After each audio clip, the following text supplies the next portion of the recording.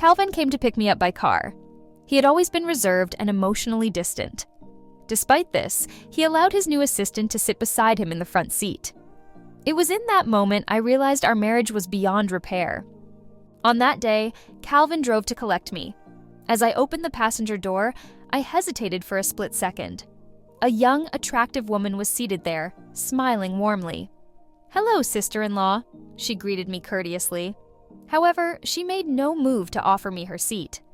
I glanced over at Calvin, who was engrossed in a phone call, oblivious to the tension unfolding. We were supposed to attend an auction together, an event I had eagerly anticipated. I had dressed meticulously, only to discover someone else occupying the passenger seat.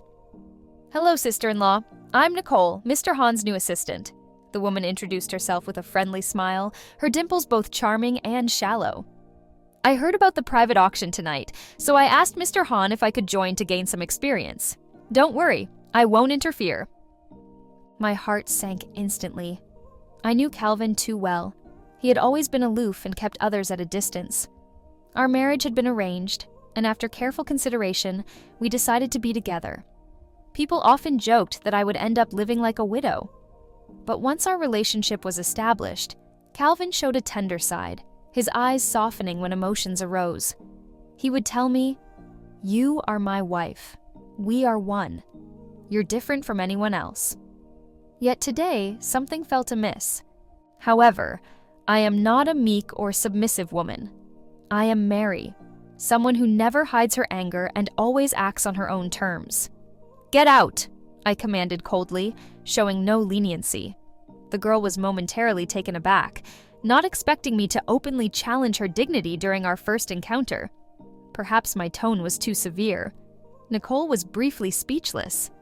"Sorry, sister-in-law," she stammered, her voice shaky as she moved to the back seat. Calvin had just ended his call and noticed my frustration. A look of helplessness and indulgence crossed his face as he leaned over to buckle my seatbelt. Seeing that the seat had been adjusted, I quickly repositioned it, irritated by the disturbance. This is so frustrating. Who would dare to adjust my passenger seat? The car was thick with tension, and the girl remained silent, too frightened to speak. Calvin frowned slightly and suggested calmly, "If you're not feeling well, we can go home. She's just a new college graduate. There's no need to make a fuss." He then pulled me into his arms. For the first time in all these years, he seemed puzzled by my reaction. "This is the first time another woman has been in your passenger seat." Calvin didn't realize that this was exactly what was bothering me. Everyone knew how exceptional Calvin was. Many women admired him, yet he remained untouched despite the attention. He gently ruffled my hair and smiled faintly. "Who knew I could make you jealous?" He leaned in to kiss me, his nose brushing my cheek. "She's just my assistant, nothing more. There will never be anything between us." Calvin held my face, gazing into my eyes, giving me his solemn vow. A woman's intuition is rarely wrong.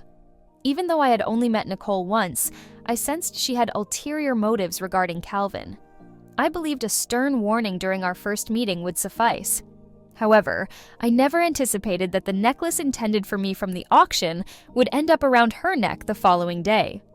Ava, Calvin's chief assistant, sent me a photo and a social media screenshot. In the picture, the crescent diamond necklace adorned Nicole's delicate neck, enhancing her charm.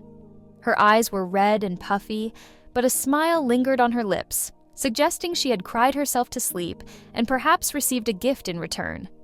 The screenshot showed Nicole posting, "The chairman says a woman must stay strong even when wronged.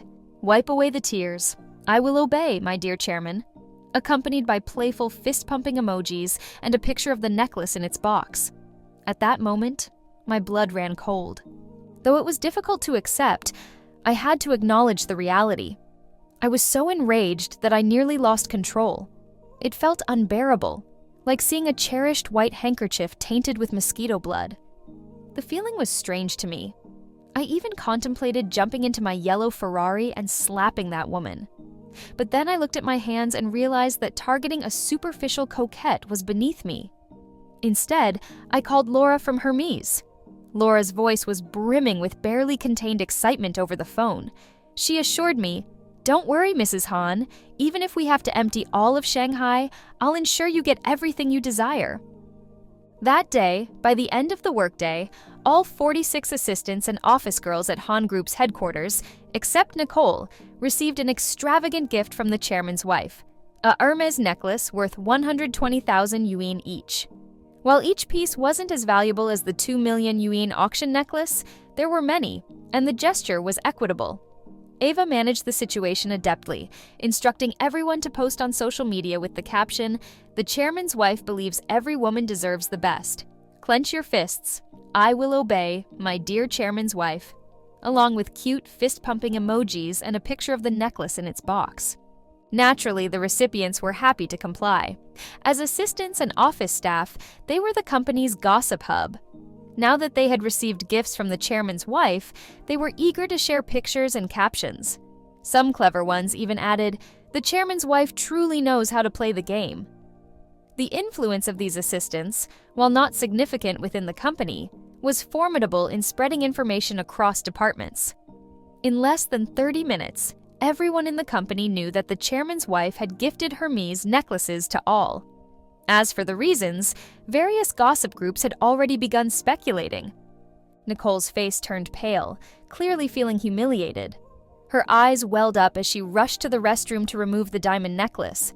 Two colleagues touching up their makeup glanced at her and chuckled mockingly. Mortified, Nicole bowed her head and hurried out of the restroom, the mocking laughter growing louder behind her. Her cheeks flushed as she placed the necklace back in its box and returned it to Calvin just as it had been. Calvin had just finished a video call with his business partner when he noticed the girl who had clearly been crying again, holding the necklace box and staring sadly at the ground. "What's wrong?" Calvin asked, puzzled. Before she could respond, tears began to stream down Nicole's face. In a soft, pitiful voice, she said, "Mr. Han, please take this necklace back. I'm too scared to keep it." A faint look of displeasure crossed Calvin's usually stern face. His instincts told him that something was amiss, but he didn't confront her directly. Instead, he quietly observed her. Nicole bit her lip, hesitated for a long moment, and finally began to explain everything that had happened in the office that day. "Mr. Han, I'm sorry for always causing you trouble. I just posted on social media to encourage myself." "I have no idea how Mrs. Han discovered this," Nicole whispered, her voice trembling with tears. "I never thought she'd react so harshly." The woman appeared as vulnerable and sorrowful as a small, frightened rabbit. "Mr. Han, I need to apologize to her. I can explain everything face to face. Calvin never really used social media. His work kept him occupied.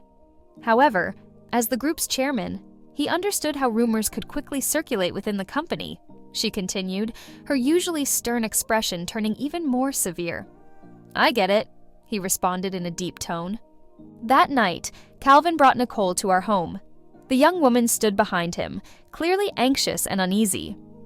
"I've brought Nicole here so she can clear things up personally," Calvin explained with a sigh. "Mary, Nicole is merely my secretary. After yesterday's incident, I gave her a gift as a simple apology. Nothing more." He stirred his spoon thoughtfully, finishing his bird's nest soup that Auntie had prepared. "I apologize, sister-in-law," Nicole said earnestly, bowing deeply. She was visibly shaking, her voice soft and frail. "This is the first time I've received such an extravagant gift, and I got carried away with excitement. If I did anything to upset you, please let me know, and I'll fix it right away." Calvin raised an eyebrow. Nicole looked at him, seemingly seeking his support, and slowly nodded. Watching her bravely yet naively attempt to confront me, I couldn't help but find it somewhat amusing. "I'm not your teacher or your employer, so I don't have the time to instruct you on proper behavior," I stated firmly. "However, as Calvin's wife, if anyone tries to get too close to him, I won't allow you to make amends." She likely had never met someone as direct as me before, and her increasingly embarrassed expression only highlighted her vulnerability. "Mary, Nicole is here to apologize to you." Calvin understood my nature and approach. Even if he disagreed with my actions today, he could empathize with my feelings. Therefore, he didn't argue, but agreed to let Nicole apologize, hoping I would move past the misunderstanding. We're all intelligent individuals. Sometimes a single look can convey our thoughts to one another. I understand. I've decided to give Calvin another chance. After all, he hasn't actually cheated, I said. But regardless of who it is, it won't happen again. You didn't need to go to such lengths with a girl. Calvin brought up the issue before bedtime. You should have told me first. I had been sitting at the vanity, brushing my hair and gazing at my reflection, admiring the handsome man in the mirror. You knew I loved that necklace, yet you gave it to another woman. It's only natural for me to be upset. I can't stand the idea of someone tarnishing this perfect man. I wonder if I could still love him as much. Calvin remained composed, moving to the bar to pour himself a glass of ice water. She cried all night because of the misunderstanding. In the morning, seeing her swollen eyes, I gave her the necklace as an apology. His reasoning was flawless. $2 million might be a small sum for us, so giving it away wasn't a big deal. It's just a matter of whether the recipient is deserving. Calvin's fingers tapped against the marble countertop, waiting for me to consider his words. This was the first time a third party had caused tension in our relationship. Our similar upbringings and values made us weary of such issues, as we both valued propriety. Calvin, I love you. He paused, his fingers still. He likely hadn't expected me to declare my feelings so suddenly. I love the pure and untainted you. That's what makes you different from others. You never let women get too close because you despise anything impure. You wanted a clean marriage. I wasn't like that before, but your values influenced me. Now, we share the same life goals. I hope our marriage never derails. Calvin sighed. I haven't. Calvin is incredibly clear-headed. He knew I was sensitive, so he didn't give Nicole any further chances to develop misconceptions.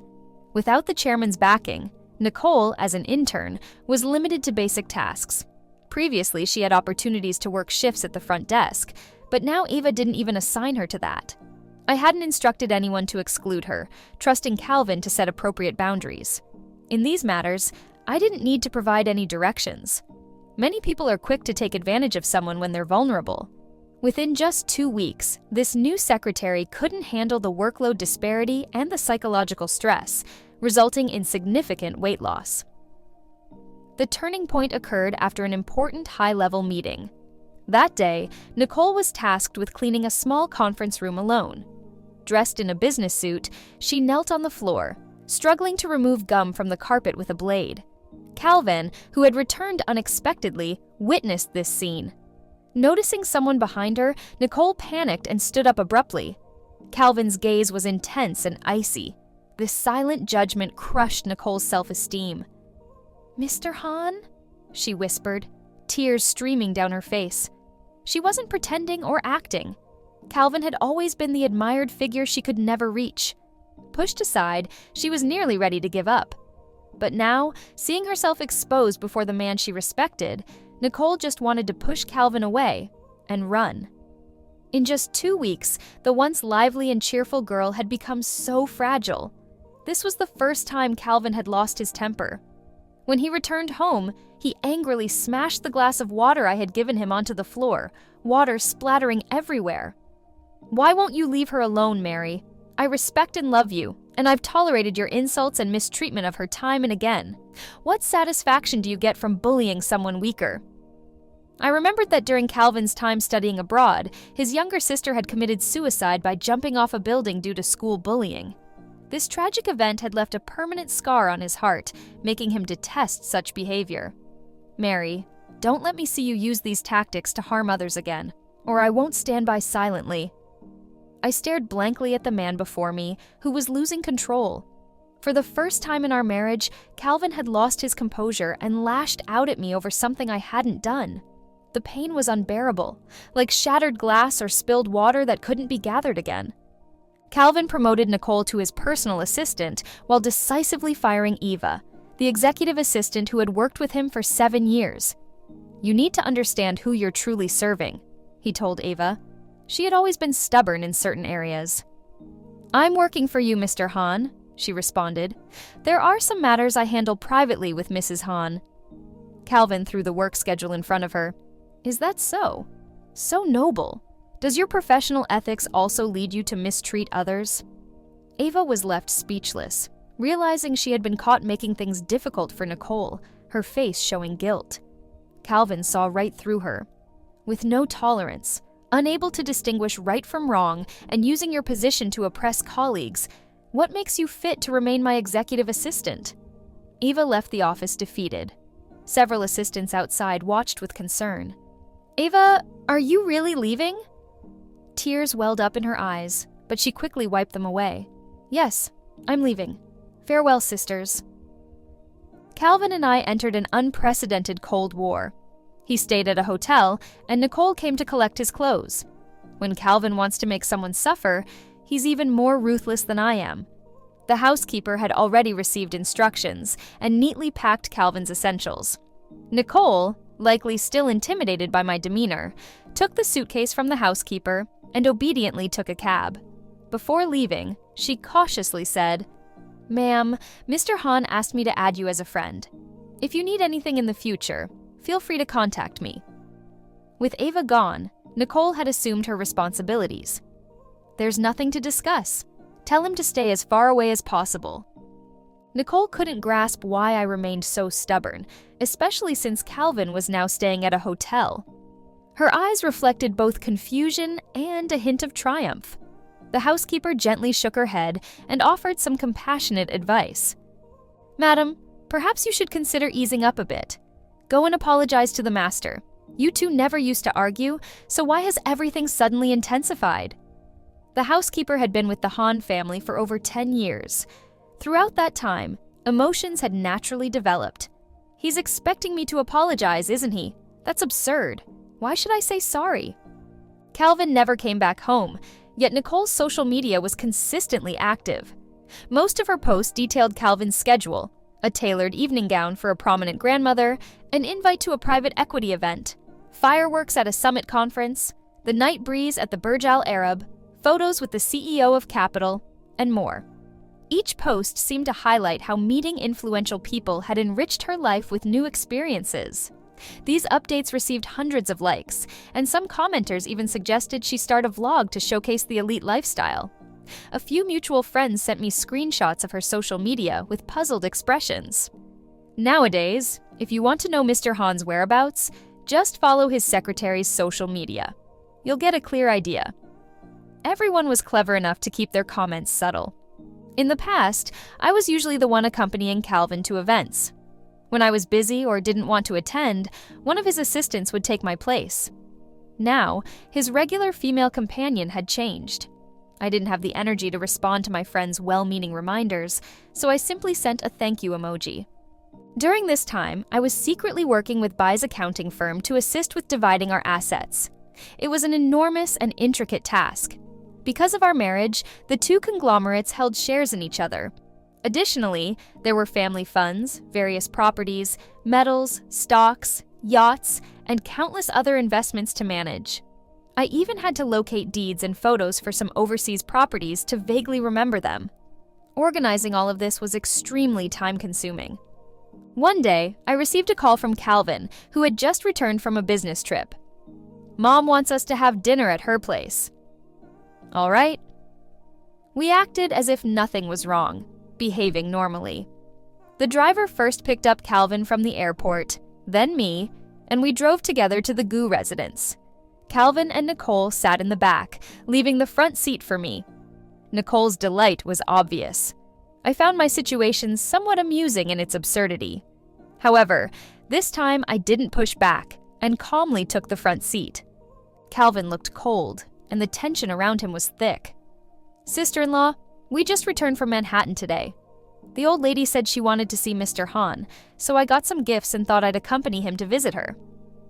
Nicole was as chatty as ever, but her demeanor had become more polished and sophisticated.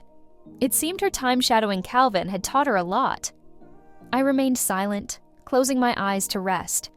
Realizing she wasn't getting any engagement, Nicole quieted down. Calvin stayed silent, and the car ride remained quiet thereafter. When Han's mother met Nicole, she was somewhat taken aback. Nicole smoothly greeted and introduced herself, seemingly adept at flattery. Quickly, she had Han's mother laughing heartily. At the dinner table, Nicole began sharing funny stories about Calvin at work, earning Han's mother approving smiles. She then inquired about Calvin's personal life, and Nicole effortlessly steered the conversation. The mood at the table became noticeably tense. Nicole still smiled with her dimples, but suddenly seemed to realize she had overstepped in the strained atmosphere, understanding she wasn't entirely naive. Everyday matters were supposed to be my responsibility. Han's mother wasn't foolish. Calvin stayed silent. I neatly wiped my mouth with a napkin. "Mom, I'm expecting a baby." "Oh, really, Mary? That's wonderful news." Han's mother's eyes sparkled. "When did you find out?" The man, who had been silently brooding since entering the car, showed a rare emotion on his face. I raised an eyebrow with a hint of malicious joy. "I just learned yesterday. The doctor said it's been 3 weeks." Han's mother was thrilled and wanted to call Han's father to plan a hospital visit with me the next day. Nicole was stunned, her large almond eyes appearing so innocent and pure. "Sister-in-law, are you certain about the timing? Mr. Han and I have been abroad on business for the last 2 months. Han's mother's expression faltered at this statement. "There's no mistake. I consulted Professor Fang, a renowned obstetrician, and she confirmed it's been 3 weeks. I stressed 3 weeks. Calvin knew very well he hadn't been home during that period. This child wasn't his. The warmth on his face instantly disappeared. "Mary." A storm was brewing around Calvin, but he was desperately trying to control it, seemingly awaiting an explanation from me. My smile grew more triumphant. "Congratulations, Calvin. I'm going to be a mother." "Don't make jokes about this," he responded coldly. I placed the pregnancy test I had prepared before him. "Unfortunately, this is not a joke. While you were on a honeymoon with your lover, I was feeling lonely and had some fun with a few past flames. Now, I don't even know who the father is. If you don't mind, I could let the child call you Dad, but he would have to take my last name." With each word I spoke, Calvin's expression grew colder. "That's enough." When I said the last sentence, Calvin finally lost his composure. I ignored his anger. "Calvin, how does it feel to be deceived?" Calvin never expected that I would openly have an affair and then self-righteously declare to everyone that I was pregnant with another man's child. "I've never cheated on you," he replied, his hands clenching tightly, veins bulging. It seemed this revelation had truly shaken him. "We were just working together. We never crossed any boundaries. I've never been unfaithful."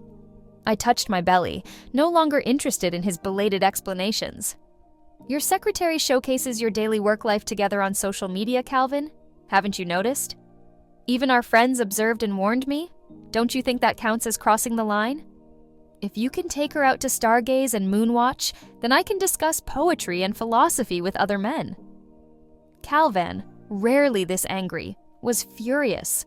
I, on the other hand, was indifferent. In fact, I felt somewhat regretful. What a pity, Calvin. "I didn't have time to bring a man home to Han Garden with me. Compared to your provocative behavior today, I'm still somewhat behind." Calvin couldn't accept it.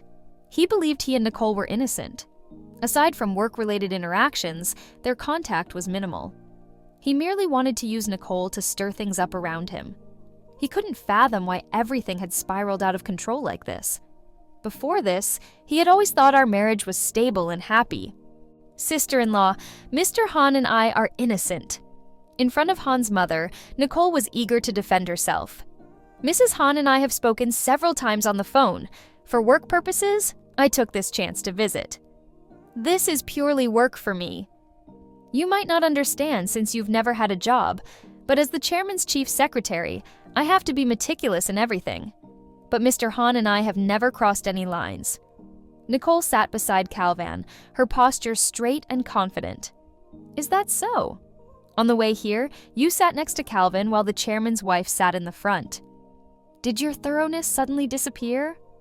I ruthlessly exposed her hypocrisy. Nicole was left speechless, unsure how to respond. And I didn't spare Calvin either. Calvin, is this the chief assistant you've been grooming for the past 2 months? Ava is also a woman, also your secretary.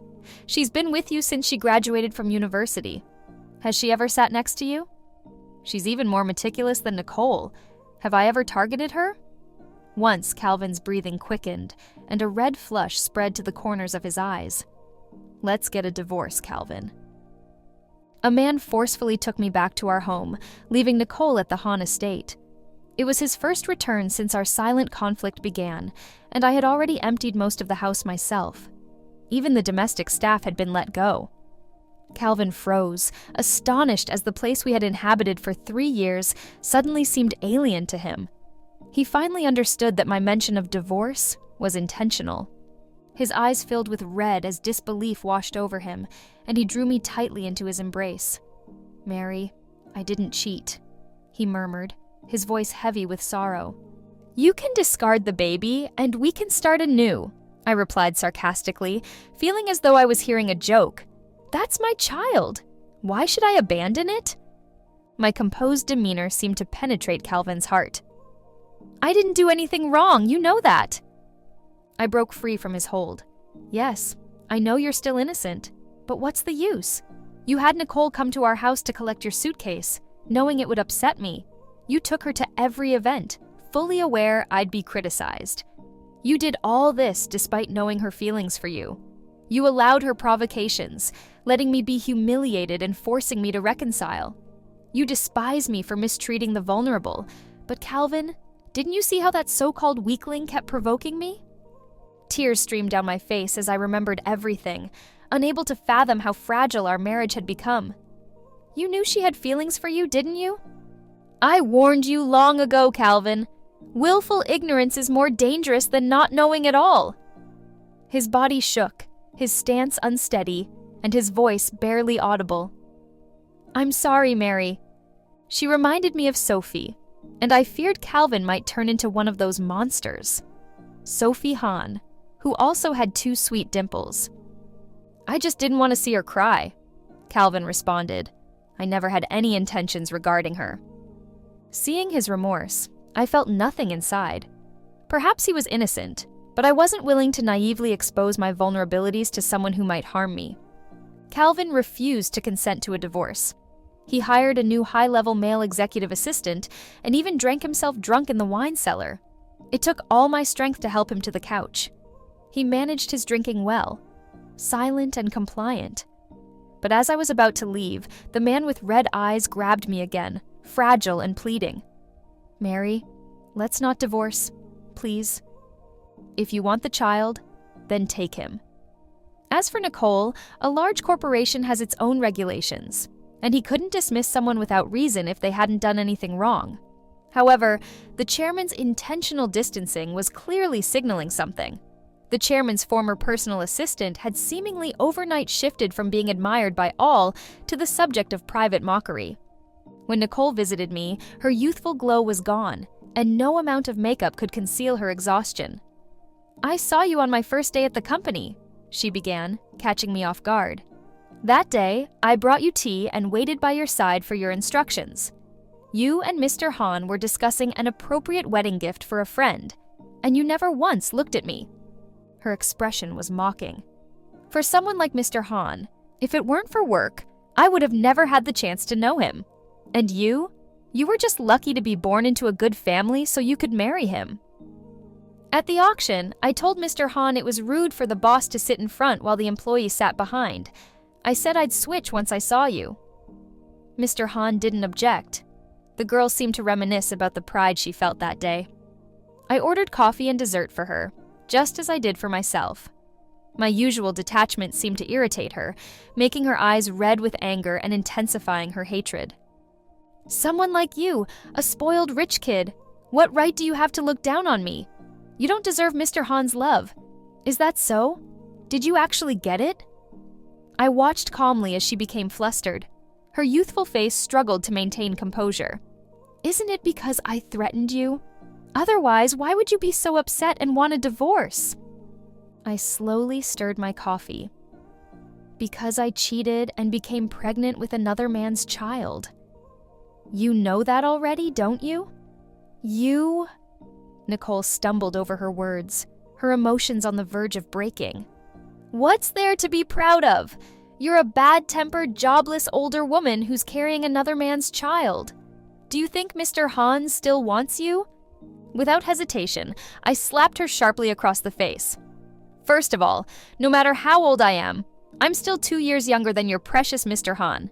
Second, who do you think you are calling my child a bastard? And lastly, I've wanted to slap you for a long time, you fool.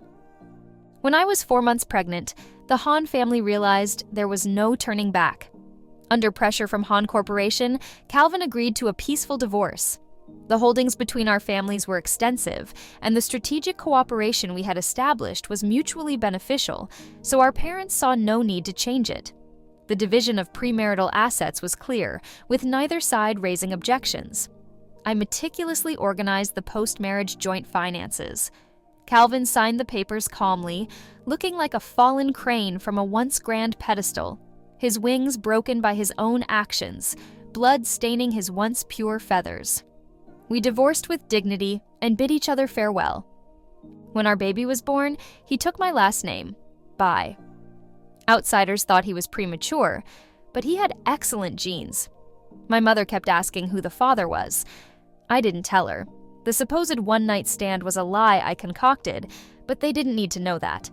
Since he was a boy, my parents no longer pressured me to remarry. They decided to raise him as an heir while he was still young. As the child grew, he began to resemble his father more and more. Without the constraints of marriage, I spent the last few years living freely and indulgently. I had a few young and handsome boyfriends, and Eva and I occasionally chatted. From her, I heard some gossip. Nicole didn't last 6 months at her job and left on her own. But in this circle, everyone was well informed, and no major company would hire her. Over the past 2 years, Calvin became increasingly isolated and focused on his work. Every year at the shareholders' meeting, my father insisted I return to the country to represent him. I knew what my parents were thinking. It amused me, but I didn't bother to reveal it. After the meetings, Calvin would pull me into his car, saying we were on the way to visit my parents for the new year. Oscar loves Calvin. Someone had secretly told him that Calvin is his father. So when he sees Calvin, he wriggles his little body and calls out for his dad to pick him up. Calvin adores him and never refuses. Now that Oscar's features are becoming more distinct, how could Calvin not understand? During the new year, I stayed in the country to reunite with my family. Calvin canceled all his work to stay with us. He wanted to ask if we should remarry. I refused. Marriage should be either perfect or not at all. Otherwise, you're just inviting misery upon yourself. But whenever Oscar sees Calvin, he is visibly happier than usual. He insists on sitting between Calvin and me, calling out Mom on one side and Dad on the other, laughing foolishly the whole time. I tapped the back of his head, telling him not to call out randomly. Calvin's eyes reddened, and he seemed at a loss. He had 1,000 apologies he wanted to say to me, but I no longer needed them.